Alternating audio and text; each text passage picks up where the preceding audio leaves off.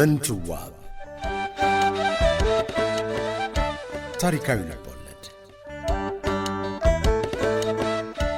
ደራሲ ሕይወት ተፈራ ተራኪዎች መሰረት አሰፋና ጅላሉ አወል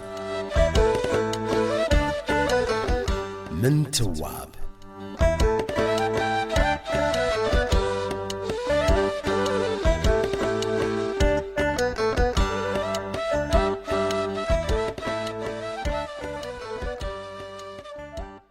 እንዴት አላችሁ አድማጮቻችን? ወለተ ጊዮርጊስ በአፄ ፋሲል ቤተ መንግሥት አሰራር ተደንቃለች። አያቷ አጠገቧ መኖራቸው በጃት። ማወቅ ያለባትን እየነገሯት እንዴት መሆን እንዳለባት እያሰለጠኗት ነው። እየሰማች ያለችው ከጠበቀችውም ከገመተችውም በላይ ነው። ትንሽ ፈርታለች። አያቷ ግን እያቆፋጠኗት ነው። የንጉሥ ወግ ይገርማል። ሥርዓቱ ይለያል። ንጉሥ ግብር ሲያበሉ ያጯትን ልዕልታቸውን ሊቀበሉ ቅድመ ዝግጅቱ እየተጠናቀቀ ነው። ወለተ ጊዮርጊስም ተውባና ደምቃ ንጉሷን ልታገኝ እየጠበቀች ነው። አያቷ ምክራቸውና ስልጠናቸውን ቀጥለዋል።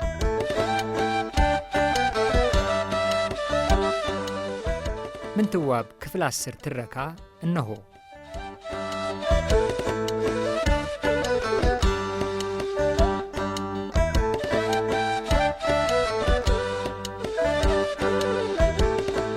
የንጉሥ ዘር የሆነ ሁሉ መልክ አለው መሰለሽ? አንቺ ሁሉን አሟልቶ ሰጥቶሻል። ደሞ ጃኖ ሆይ የንጉሥ ዘር ቢፈልጉ አጥተው አንቺስ ብትሆኚ የንጉሥ ዘርም አይደለሽ? አንድ መኮንን አልገዛም ብሎ ሲያወክ በጋብቻ ለማሰር ጥቅም ለማስጠበቅ አሊያም ደግሞ አመጥ ለማብረድ ሲሉ መሰለሽ አንቺን ማግባት የፈለጉ? ወደውሽ ነው። ትምህርትም ቢሆን ዳዊት ደግመሻል። ጥፈትም ቢሆን ሚደርስብሽ የለ።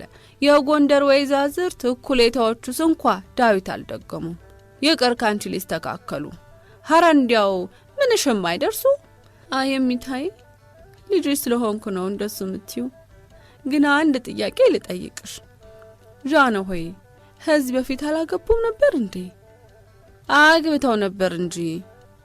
እህስ በእንዴት ያለ ወቅት ተጋብተው እሷ እሰርጉ ምሽት እንድዋጉ ግብር አብልታ እህል ውሃ እንኳ ሳትቀምስ በጥኑ ታማ በበነጋው ሞተች።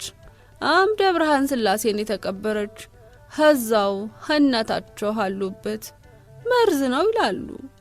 እንዴት ያለች አለላና ብርቱ ሴት ነበረች አሉ። ደማምና ብርቱ ይሆንላቸዋል እንዴ አለች ወለተ ጊዮርጊስ። ሰውነቷን ያልታወቀ ነገር ወረር አድርጓት ተነስታ ቆመች። እኔስ ፈራው። እኔንስ በመርዝ ቢገሉኝ። አንቺ ደግሞ ማየውን ነገር አታውሪ።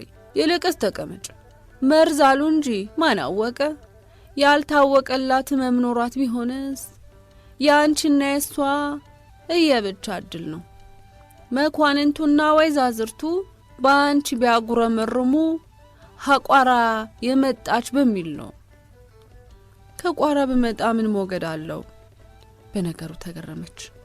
ተቀመጠችና እንደ ሁል ጊዜዋ ቀሚሳቸውን ከፍ አድርጋ እግራቸውን ማሻሸት ጀመረች። ጎሽ የኔ ልጅ የቅድሙ ሙቀት እኮ አድክሞኛል።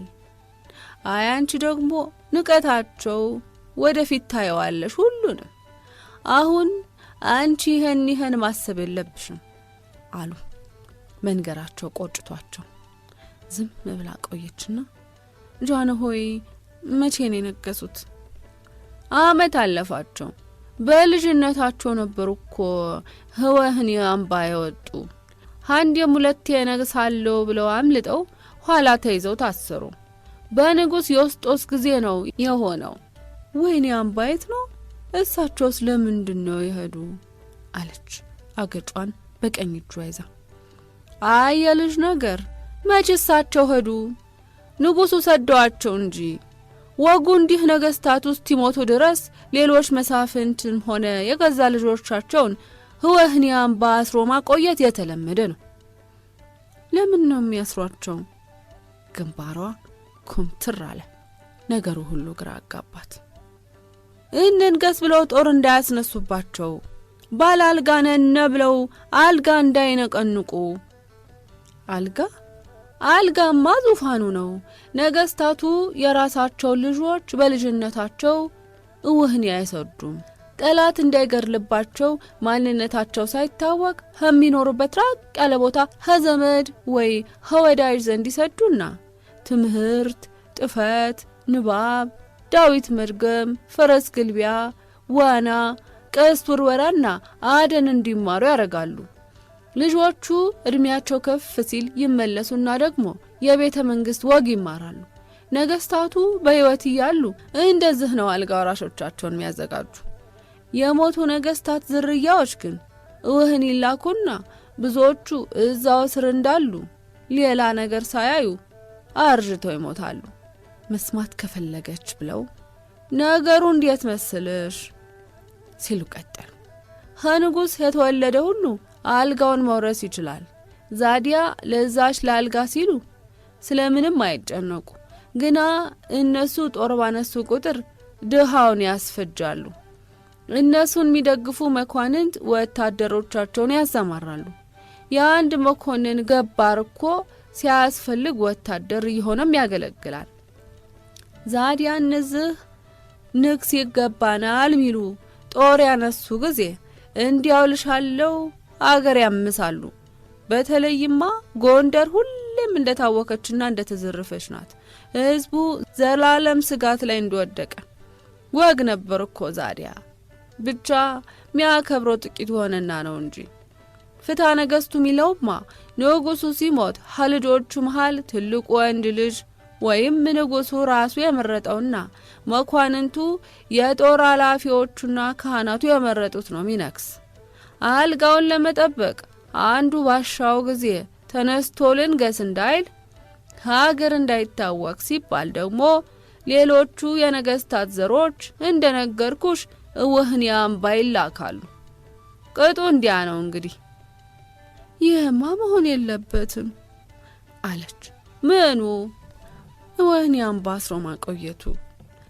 ቤተ መንግስት ገብተሻል፣ አሁን አዲስ ወግ አምጫ እንግዲህ አሏት ምጸት በተቀላቀለው አነጋገር። ቀጠሉና አንቺ ብትወኝ ኑሮ ምን ታረጊ ኑሮዋል?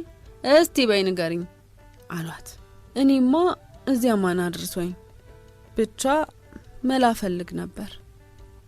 መላ? ለነገሩ አንቺ መለኛ ነሽ። ፈገግ ብላ ዝም አለች። ምን አይተሽ የኔ እህት ሲሉ ቀጠሉ። አንዳንዶቹ ሲነክሱ ሲሻቸው የገዛ ወንድሞቻቸውን እጅና እግር እየቆረጡ ነው እወኒ የሚሰዱ እንዳይነክሱ አሉና አጼ ባካፋ ወንድማቸውን አቤቶ ዮሐንስን አንድ እጃቸውን ማስቆረጣቸውን ሊነግሯት ፈለጉና ወደፊት ደርስበት የለ ብለው ለሷ አካሉ የጎደለ ደግሞ መንገስ አይችልም አሏት። ስለምን? አካሉ ቢጎልስ? አካሉ ከጎደለ እንዴት ብሎ ጦር ይመራል? እስቲ ንገሪኝ በይ። ብቻ አሁን እሱን ታዩና ስንት የሞቱ ነገስታት ዝርያዎች አሉ መሰለሽ ከተራራው እውህን ያምባ። ወህኒ አምባ ማለት ለጎንደር ቅርብ ናት። ከማክሰኝት ብዙ ማትረቅ ብቻዋን የቆመች ተራራ ናት። አንድ በር ብቻ ነው ያላት። አናቷ ሜዳ፣ መውጫም መውረጃም የላት። ሀዛው አምባው ላይ የደንጊያ ቤቶችም አሉ። ወለተ ጊዮርጊስ የሰማችሁ ሁሉ እንግዳ ነገር ሆነባት። ዛዲያ እንዴት ነው ሰዎቹ ከተራራው ላይ ሚወጡ ሚወርዱ? በመጫኛ ተራራይቱን ሀየሻት ዝንጀሮ ወይ ጦጣ መሆን አለብሽ። ከዛ ላይ ለመውጣትም ሆነ ለመውረድ ዙሪያዋ ጥድ ነው፣ ምሽግም አላት አሉ። ብቻ እንደው ንጉስ ሞተ ከተባለ ወይ ደግሞ አንዱን እናንግስ ያሉ እንደው በቃ እግር ብረቱን ፈታተው ያስኮበልሉታል። ጠባቂም የላቸው አሏቸው እንጂ ያውም ንጉሱ ራሳቸው የመረጧቸው ወታደሮች ናቸው የሚጠብቁ። ወታደሮቹ ዘብ የሚቆሙበት ቦታ ሁሉ አለኮ። ወታደሮቹ ከቀደሙ ነገስታት ልጆች እንዳይመሳጠሩ ለንጉሱ መሐላ ገብተው ነው የሚጠብቁ። ከዛ ቦታ ያለ ንጉሱ ፈቃድ ማንም ሊገባ ወይም ሊወጣ አይችልም። ግን ለዘበኞቹ ጉርሻ ይሰጧቸዋል። ለጉርሻ ማይተኛ ስንት አለ።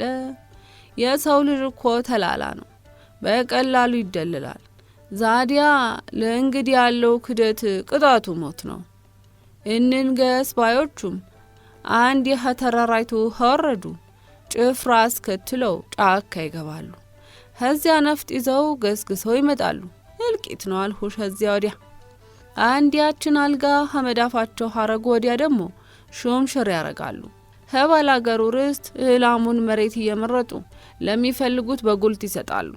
ሲፈልጉ ርስት ይተክላሉ፣ ገባርም ይሰጣሉ፣ ከብትም እንዲወስዱ ያረጋሉ። የጃንሆይ አባት አጤ አዲያም ሰገድ ኢያሱ ሰላም አምጥተው እሳቸው ከሞቱ በኋላ ረብሻ፣ ጦር ሰበቃ ሆነ። የጭንቅ ዘመን ነበር።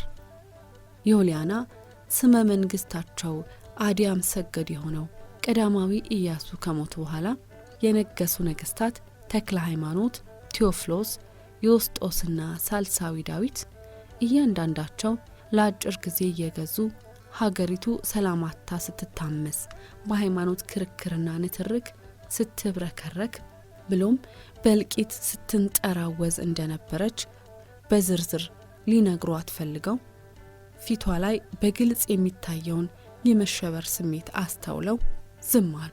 ወለተ ጊዮርጊስ የሰማችው ሁሉ ከበዳት። ቤተ መንግስት መግባት አስፈሪ ነገር ሆነባት። ፋሲል ቤተ መንግስት ቅጥር ግቢ ስትገባ ያየችው ግርማ ሞገስ ሁሉ በውስጡ የማይመጥኑ አናሳ ነገሮች ያቀፈ መሰላት። ማትቀመጪ ቆመሽ ትዘልቀዋለሽ አሏት። እሚታይ ለመሆኑ ሰዎቹ ምን እየበሉ ይኖራሉ? ከተራራ ተቀምጠው። ንጉሱ እኮ ቀለብ ይሰጣል፣ ውሃም ቢሆን ከታች ምንጭ አለ። እነሱም ከዛው ይዋለዳሉ፣ ትምህርት ይማራሉ። በተስኪያንም ጊዮርጊስና ማርያምም እኮ አሉ ከዛው። ሚገርም ነው። ስለዚህ ስታወሪ ሰምቼሽም አላውቅ። ትናንት ፋሲለደስ ቤተ መንግስት ግቢ ስትገባ የነበራት የመደነቅ ስሜት ሁሉ ጠፍቶባት ጭንቀት ያዛት። ለራሷ ይሄ ቤተ መንግስት የሚባል ነገር አስፈሪ ነው አለችና ወደ አልጋው ጫፍ አመራች። ልብሶቹን በጥንቃቄ ወደ ኋላ ገፋ አድርጋ ተቀመጠች።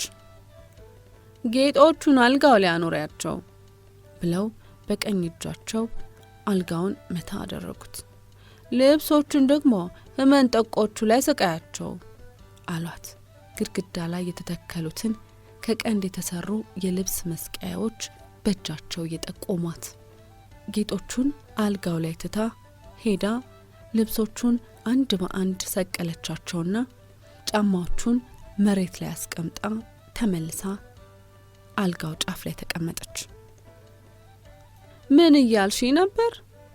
አዎ፣ ስለዚህ ስታወሪ ሰምቼሽም አላውቅ ነው ያልሽኝ አሉና ፊት ብታውቂ ኖሮ ምን ይጠቅመሽ ኖሯል? የጀመርሁትን ልጨርስልሽ እንጂ ጃንሆይ እንዳልሁሽ በንጉስ ዮስጦስ ጊዜ ከወህኒ አምባ ሲያመልጡ እኚሁ ዮስጦስ መልሰው አሰሯቸው። ያለቤታቸው ገብተው ዮስጦስ ማለት ልደታ ማርያምን እዚሁ ጎንደር የተከሉት የአጤ ቴዎፍሎስ እንደራሴ ነበሩ እንጂ የነጋሲ ዘር የላቸውም።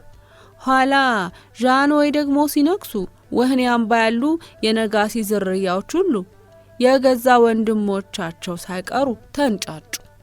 ምን ይሁን ብለው ሚነክሰውን እኛ እንመርጣለን፣ በአካፋ ኃይለኛና ጨካኝ ነው ብለው ያው አልቀረም መሲ ሰገር ተብለው ነገሱ። ይነክሳሉ የሚል ንግርትም ነበር። ጃንሆይ ወህኒ ሳሉ በእሳቸው ልክ ጧሚና ጠሎተኛ አልነበረም ነው የሚሉ። ምጥዋትም መስደድ ያዘወትሩ፣ መጽሐፍቱንም ያገላብጡ ነበር። ቅኔ አዋቂም ናቸው። ከዛው እናታቸው አገር ዲማ ነው ቅኔውን የተማሩ። ደሞ ምን የመሰለ ታንኳም አሰርተዋል እኮ። ግብጦች ናቸው አሉ የሰሩላቸው። ሀጣና ነው ያለ። ድንገት ደንገጥሮቹ ሲገቡ ዝም አሉ።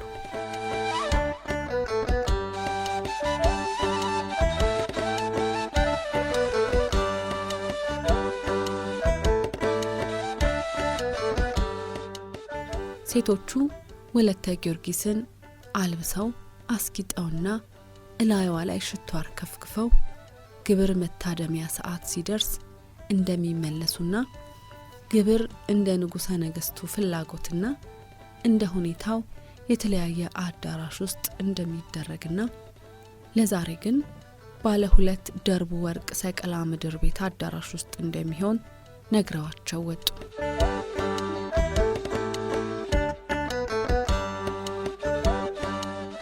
ወርቅ ሰቀላ ጥቁር እንግዳ ለመቀበል ዝግጁ ሆኗል። የእልፍኝ አስከልካዩ በስሩ ያሉትን እንደየደረጃቸው ነጠላ ያደገደጉትን ወይም ካባ የደረቡትን 4ቱን ጭፍሮቹን አሰማርቷል። ጠርዙ ባለ ወርቅ ቅብ የሆነው የንጉሠ ነገሥቱ መንበረ መንግስት የለበሰው የፋርስ ባለቀይ ባለ ሰማያዊና ባለ ነጭ ምንጣፍ በትክክል መነጠፉን ከጎኑ ያለው ጠርዙ የወርቅ ቅብ የሆነው ድንክ አልጋ ዝግጁ መሆኑንና ካልጋው ስር የተነጠፈው ቀይ የፋርስ ስጋጃ ላይ የሐር ምንጣፍ በትክክል መነጠፉን አረጋግጧል። ከንጉሱ መንበር በስተጀርባ ያለውን ግድግዳ በቀይና በልዩ ልዩ ቀለማት ያጌጠ ከቱርክ የመጣ ምንጣፍ ሸፍኖታል። ድንክ አልጋዎቹ የተቀመጡበትን አካባቢ ከሐር የተሰራ ነጭ አጎበር ከላይ ከልሎታል። አናቱ ላይ የዘውድ ቅርጽ ያለው ጉልላት ተቀምጦለታል። ንጉሠ ነገሥቱ ሆኑ አብረዋቸው የሚቀመጡት እንግዶች እስኪገቡ አጎበሩ በግራና በቀኝ ያሉ እንጨቶች ላይ በቀጭን ሐር ሻሽ ታስሯል።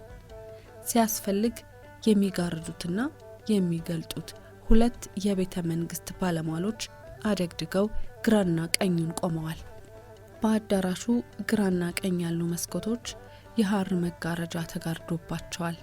ከንጉሠ ነገሥቱ በስተግራ መጋረጃ ውስጥ የሚመገቡት መሳፍንቱ ራሶቹና የቤተ መንግስቱን መማክርት የሚይዙት የቤተ መንግስቱ ዋነኛ አባላት የሆኑት አቃቤ ሰዓቱ፣ ጸሐፌ ትእዛዙ፣ አፈ ንጉሱ፣ አዛዦቹ ወይም ሕግ አዋቂዎቹና ፈራጅ ሊቃውንቱ፣ የቤተ ክህነት አባላቱ፣ አቡኑ፣ እጨጌው፣ ሊቀ ካህናቱ እንዲሁም የየግዛቶቹ አስተዳዳሪ መኳንንት፣ የጦር አበጋዞቹና ሊጋባው እንደ ቅደም ተከተላቸው ተርታውን መቀመጫዎች ተዘጋጅተውላቸው ግቡ እስኪባሉ ድረስ ሌላ ክፍል ውስጥ መከዳ ላይ ተቀምጠው ሲጠብቁ ቆይተው ገብተው ተቀምጠዋል።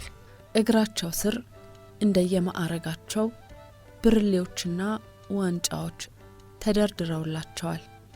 ከንጉሠ ነገሥቱ በስተቀኝ የሚቀመጡት ቢትወደዱ ብላቴን ጌታው፣ ፊት አውራሪዎቹ፣ ከንቲባው፣ ካባ መልበስ የተፈቀደላቸው መኳንንት በፈርጥና በልዩ ልዩ ጌጦች የተዋበውን ካባቸውን ደርበው ወገባቸው ላይ ከሐር የተሸመነ መቀነት ታጥቀው ቆዳ ጫማ ተጫምተው ጎምለል፣ ከብለል፣ ጀነን፣ ቀብረር ድክ ድክ እያሉ ወይዛዝርት፣ ቁንን፣ ኮራ እያሉና አረማመዳቸውን እየመጠኑ መደዳውን እንደየማዕረጋቸው በተሰናዱት መናብርት ላይ ገብተው ተሰትረዋል።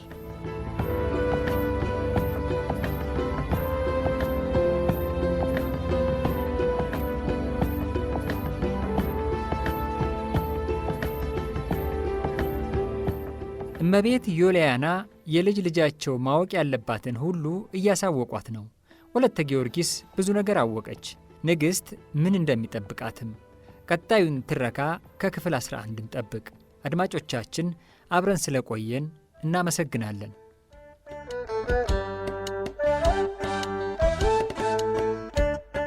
ምንትዋብ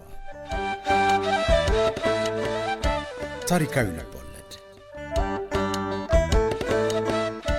ደራሲ ሕይወት ተፈራ፣ ተራኪዎች መሠረት አሰፋና ጅላሉ አወል። ምንትዋብ